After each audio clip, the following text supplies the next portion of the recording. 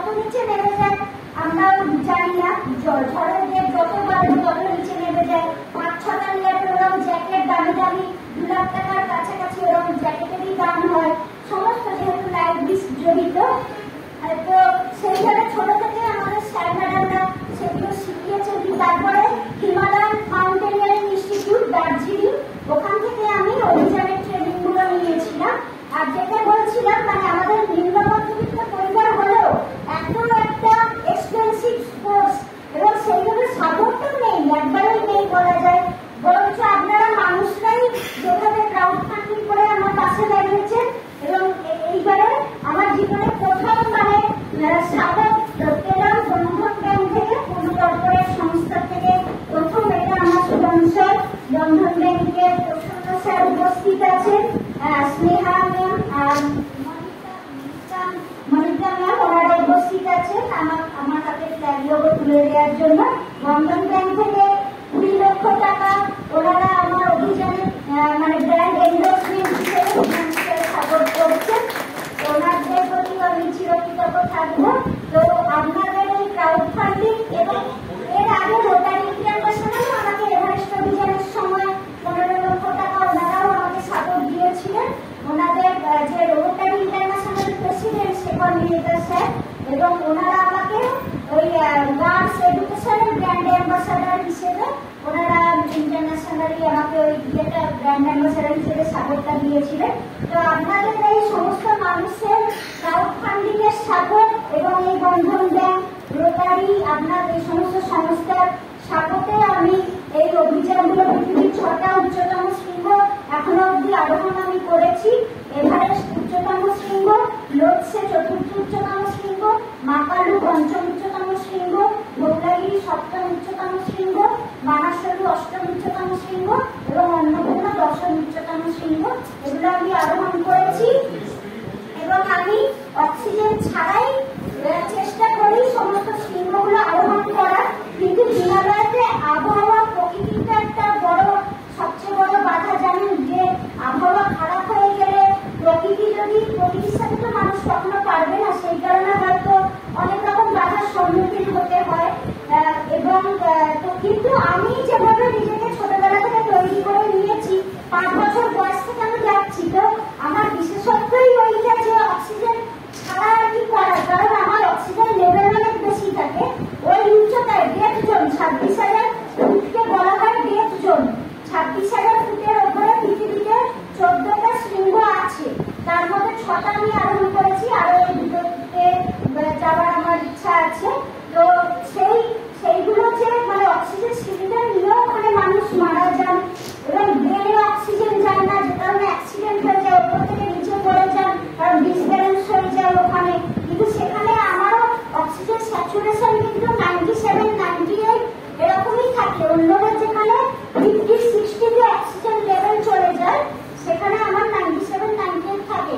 এবং এই যে বললাম আমি তুষার ঝড় কনফিডেন্টের সাথেও বলছি যে তুষার ঝড় এলেও রেড অ্যালার্ট জারি হয়ে গেছে এভারেস্টে।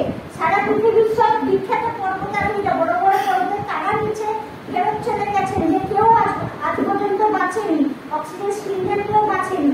সেখানেও আমি যেতে পেরেছি কারণ আমি ওখানে না বেশি বেশি খেতে পারি, যেহেতু আমার অক্সিজেন স্যাচুরেশন বেশি থাকে।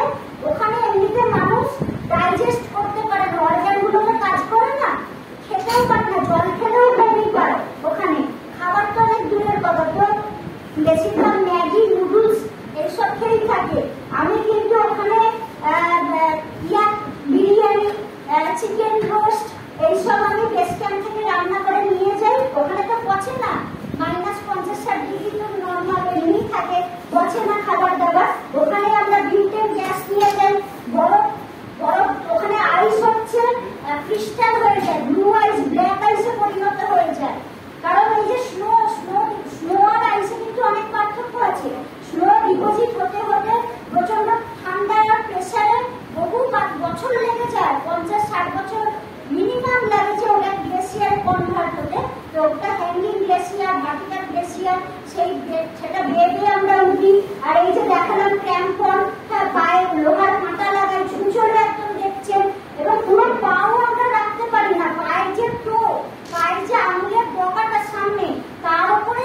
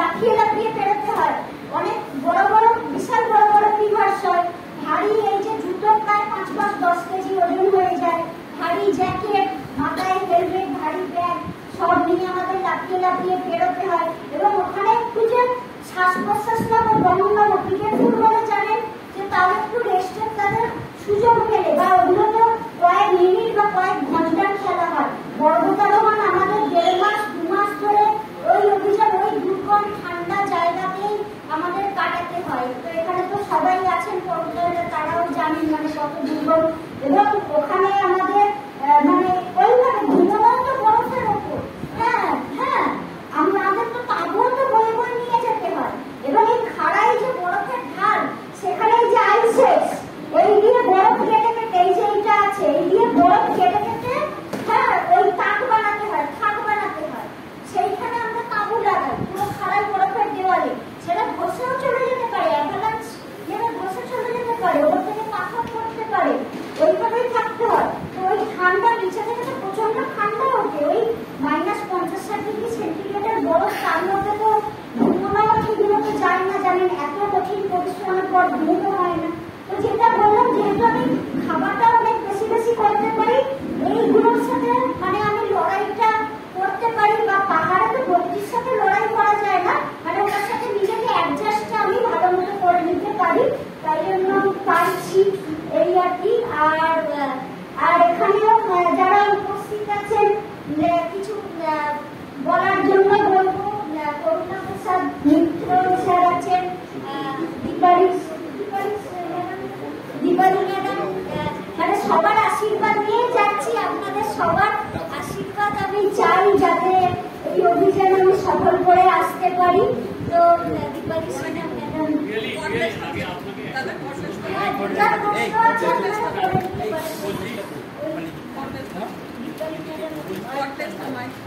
এবারে যেটা বিশেষত হচ্ছে, আমরা তিব্বতের দিকে শিশাকাম্মা চৈরুটা তিব্বতের দিকে, তো এইখানে তো পারমিশনও সেইভাবে পাওয়া যায় না, এবং তিব্বতের দিকে প্রকৃতিটা একটু আরো বেশি দুর্গম হয়, এবং শিশাকাম্মা চৈরু দুটোতেই অ্যাভালাঞ্চ খুব বেশি নাড়ে, বরফের ধস নামার প্রবণতা খুবই বেশি, লাইভ বৃষ্টি সবই আছে আর কি। তো এইগুলোই, এবং আমি তো অক্সিজেন ছাড়াই এগুলো ট্রাই করবো, প্রকৃতি যদি সাথ দেয় নিশ্চয়ই হয়ে যাবে। আমার এবার তুষার ঝড় এলো, কারণ তুষার ঝড়ের যে অভিজ্ঞতাটা আমার হয়েছিল ভাগীরথী 2-তে, যখন ক্লাউড বাস্ট হয়েছিল 2013 সালে উত্তরাখণ্ডের ক্লাউড বাস্টে কেদারের মন্দির একটির জন্য বেঁচে গিয়েছিল জানে, সেই বিশাল খবর হয়েছিল। তো আমরা তখন ওই যে ক্লাউড বাস্ট হয়েছিল যে মেঘটার মধ্যে, ওই মেঘের ভেতরে ছিলাম আমরা, যে মেঘটা ক্লাউড বাস্ট করেছিল, এবং দিনের বেলাতে মানে পুরো রাত্রির মতো অন্ধকার হয়ে গেল, নিজের হাতটাই নিজের কাছে রেখে নিজের হাতটা দেখতে পাচ্ছি না, এত ঘন মেঘ। তা কোথায় পা ফেলছি, নিজেদের পাটা তো দেখতে পাচ্ছি না, নিজের পাটা কোথায় ফেলছি।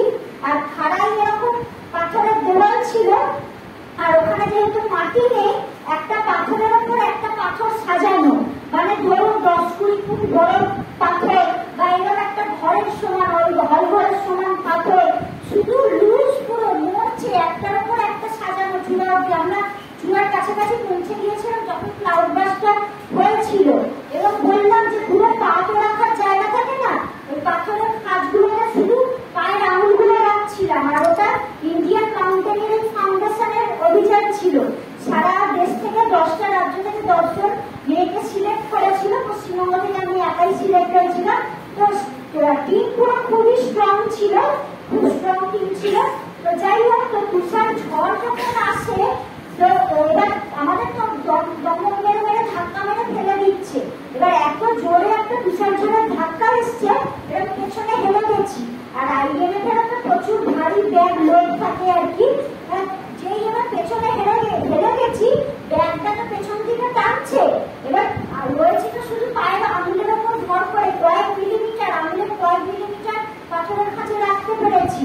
এবার অত বড় বড় পাথর, এবার যেই পেছনে হেলে গেছে, হাজার হাজার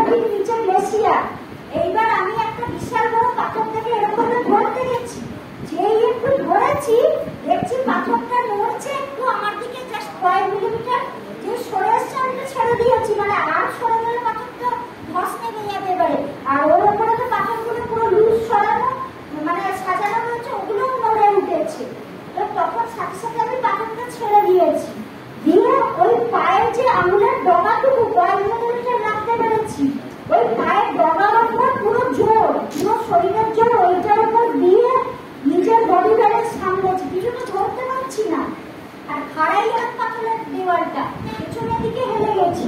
মানে এগুলো কিন্তু এত বললাম, এক পলকের কোথায় হাজার হাজার একবারের মধ্যে পুরো ঘটনাটা ঘটে গিয়েছিল। তো ওইভাবে নিজের ব্যালেন্সটা আমাকে কোনো কিছু না ধরে ভারী ব্যাগ নিয়ে আমাদের সামনে নিজেকে বাঁচাতে হয়েছে। এবং এখানে বলি কোনো দড়ি কিন্তু ছিল না, কারণ রুলস ব্রেকার বলে দড়িকে বলে লাইফ লাইন। আমরা তো চাই দড়ি লাগাতে, অ্যাঙ্কার করে করে রুট ওপেন করে এখানে সেফটি থাকে। ওইখানে এমন কন্ডিশন ছিল দড়ি আমরা লাগাতে পারিনি। ওই অবস্থায় আমি পুরো ওইভাবে উড়ে যাচ্ছিলাম তুষার ঝড়ে। তারপরে তো যাই হোক আমাদের লিটার ম্যাডাম ক্যান্সেল করে দিল, স্বামীকে যাওয়া যাবে না, নিচে ফিরতে হবে যত তাড়াতাড়ি। তো প্রায় ঘন্টার মধ্যে আমাদের কোমর বুক সমান মানে বরফ হয়ে গেল। তো অপেক্ষা করার কোনো জায়গা নেই, যত তাড়াতাড়ি সময় নিচে নামতে হবে। অপেক্ষা করলে আমরা পুরো বরফের নিচেই 20-25 কি 100 ফুট বরফের তলায় চলে যাবে।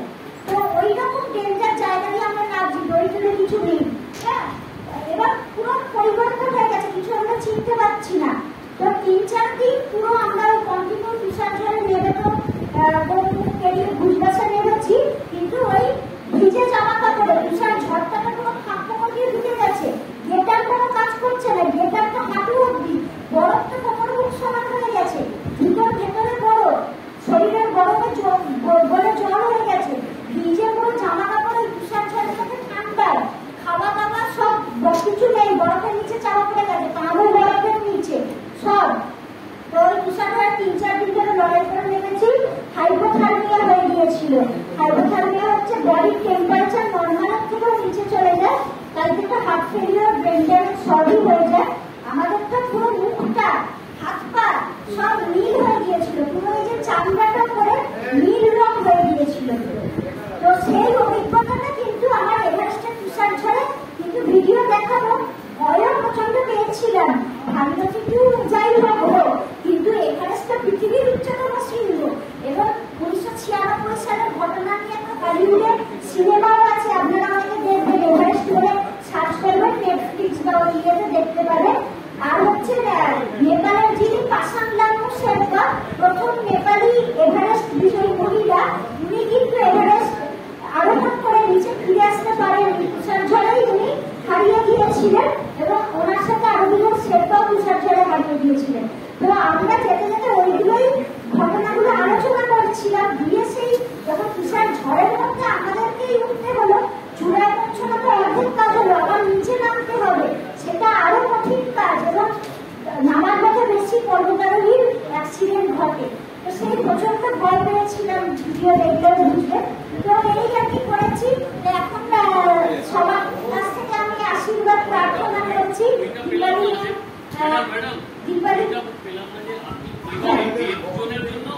আলাদা করে প্রস্তুতি বলতে আমি যে ছোটবেলা থেকে অভিযান তো কন্টিনিউ করেই চলেছি, 5 বছর বয়স থেকে আজ পর্যন্ত আমার কোনোবারই বাদ নেই। হিমালয়াতে যারা সবসময় হিমালয়াতেই কাটিয়েছি। তো আমার তো হৃৎপিণ্ডের ফুসফুস ওইখানে এমনি তৈরি হয়ে গেছে ছোট থেকে, অক্সিজেন স্যাচুরেশন অনেক বেশি থাকে।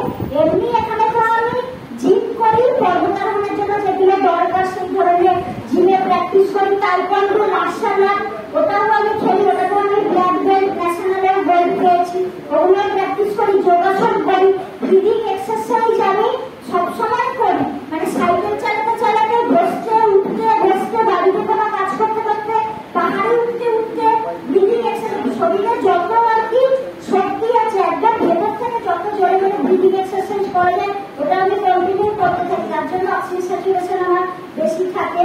এইগুলো করি। আর আইস ক্লাইম্বিং, এগুলো তো প্র্যাকটিস পাহাড়ে গিয়ে গিয়ে আমাদের করতেই হয়, রক ক্লাইম্বিং, আইস ক্লাইম্বিং, সেগুলো পাহাড়ে গিয়ে গিয়ে। তারপরে শীতকালে ফ্রোজেন ওয়াটার ফল কেলংয়ে, ওখানে ঝর্ণার জলগুলো শীতকালে জমে যায়,